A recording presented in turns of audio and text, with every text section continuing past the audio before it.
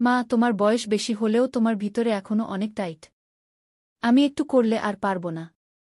মা, তোমার ভিতরে এত গরম কেন? আমার এটা তো পুড়ে যাবে।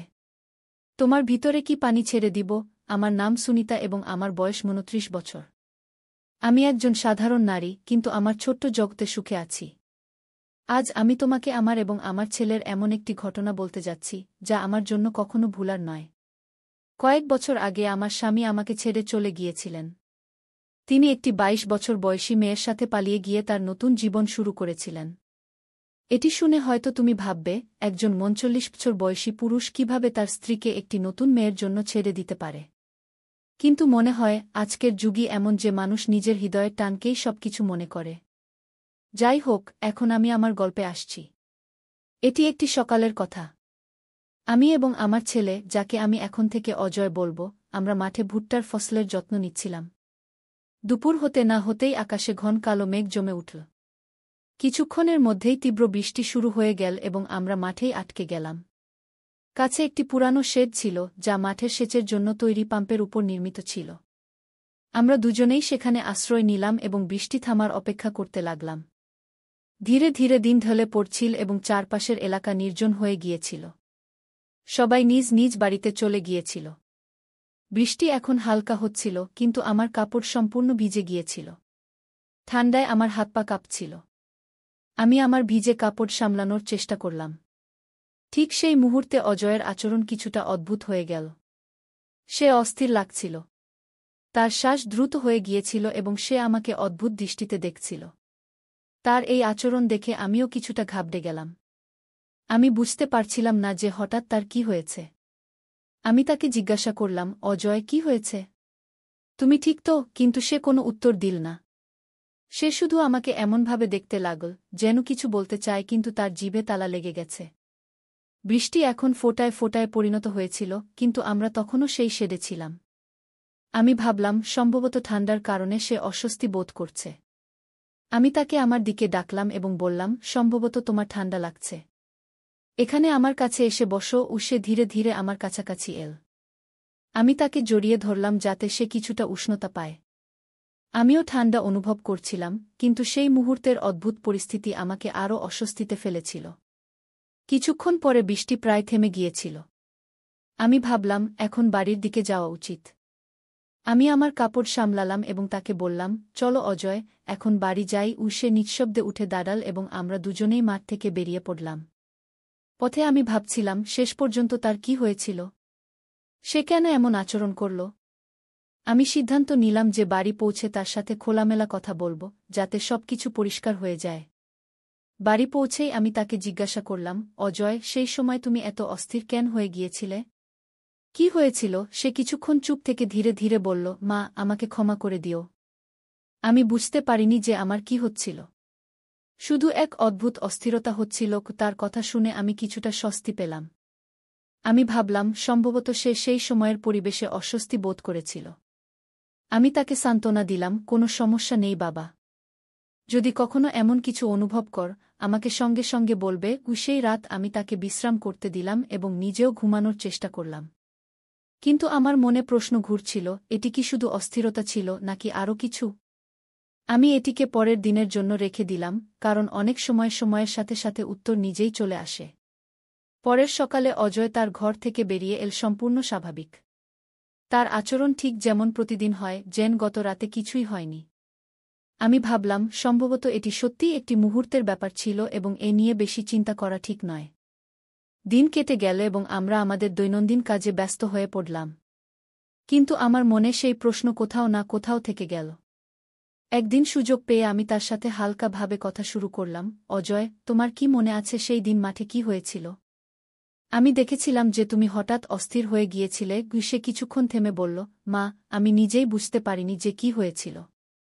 সম্ভবত বৃষ্টি, ঠান্ডা এবং সেই নির্জন জায়গা আমাকে কিছুটা ভয় পাইয়ে দিয়েছিল। তার কণ্ঠে সত্যতা ছিল। আমি বুঝতে পারলাম যে সে সেই অভিজ্ঞতা নিয়ে নিজেও বিভ্রান্তিতে ছিল। আমি তাকে আরও অস্বস্তিতে ফেলতে চাইনি, তাই বললাম, ঠিক আছে বাবা, মাঝে মাঝে এমন হয়। বেশ কয়েকদিন সবকিছু স্বাভাবিকভাবে চলতে থাকল। কিন্তু একবার আবার, যখন আমরা মাঠে কাজ করছিলাম, এমন কিছু ঘটল যা আমাকে ভাবতে বাধ্য করল।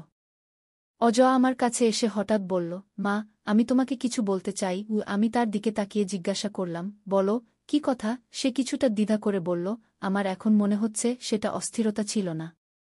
সম্ভবত তোমাকে সেই অবস্থায় দেখে আমি নিজেকে নিয়ন্ত্রণ করতে পারিনি। কি? তার এই কথা শুনে আমি হতবাক হয়ে গেলাম।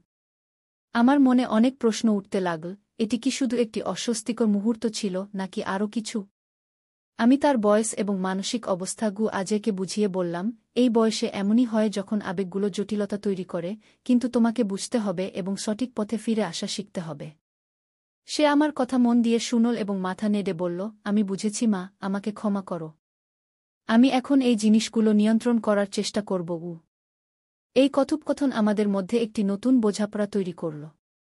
সে তার আবেগগুলো আরও ভালোভাবে সামলানো শুরু করল এবং আমিও অনুভব করলাম যে একজন মা হিসেবে তার মানসিক অবস্থাকে গভীরভাবে বুঝতে হবে। সময় কেটে গেল এবং আমাদের সম্পর্ক আগের চেয়ে আরও শক্তিশালী হয়ে উঠল।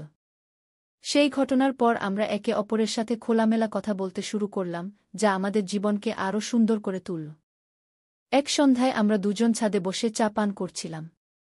আজও হঠাৎ বলল, মা, আমি তোমাকে আরও কিছু বলতে চাই। আমি হেসে বললাম, বলো, কি কথা? সে একটু গম্ভীর হয়ে বলল, সেদিন তুমি আমাকে যা বুঝিয়েছিলে তার জন্য আমি তোমার খুব কৃতজ্ঞ। তুমি সবসময় আমাকে সঠিক পথ দেখাও। কখনো কখনো আমার মনে জটিলতা তৈরি হয়, কিন্তু তোমার কথা আমাকে স্পষ্ট করে দেয়। কি? তার কথা শুনে আমি খুব খুশি হলাম। আমি বললাম, বেটা, কোনো আবেগই ভুল নয়, শুধু তাকে সঠিকভাবে বুঝতে এবং প্রকাশ করতে হবে। সে সম্মতিতে মাথা নেড়ে বলল, মা, আমি এখন চেষ্টা করব আমার আবেগগুলো বুঝতে এবং সঠিকভাবে প্রকাশ করতে। এই কথোপকথনের পর আমি অনুভব করলাম যে আজও সত্যিই বড় হয়ে উঠছে। আমরা তার ভবিষ্যৎ, পড়াশোনা এবং স্বপ্ন নিয়েও দীর্ঘ আলোচনা করলাম। সেই ঘটনাকে পেছনে ফেলে আমরা জীবনে এগিয়ে যাওয়া শিখলাম। বছরগুলো পর একদিন আজও আমাকে বলল, মা, আমার পড়াশোনা শেষ হয়েছে। আমি এখন চাকরির জন্য শহরে যেতে চাই। কি? এটা শুনে আমার মন একটু ভারী হয়ে গেল।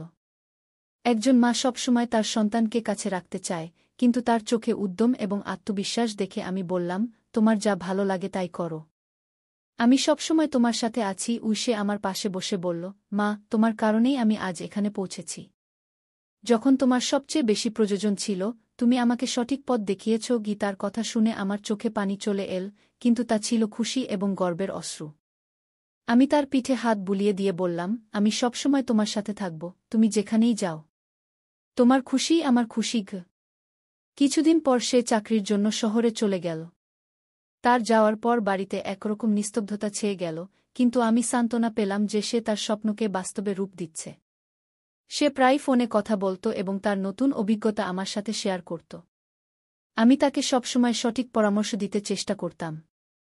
আমাদের সম্পর্ক দূরত্বের কারণে একটু বদলে গেলেও আমাদের পারস্পরিক বোঝাপড়া এবং ভালোবাসায় কখনো কমতি আসেনি। কয়েক বছর পর একদিন আজও আমাকে ফোনে একটি বড় খবর দিল। সে বলল, মা, আমি একটি মেয়ের সাথে পরিচিত হয়েছি।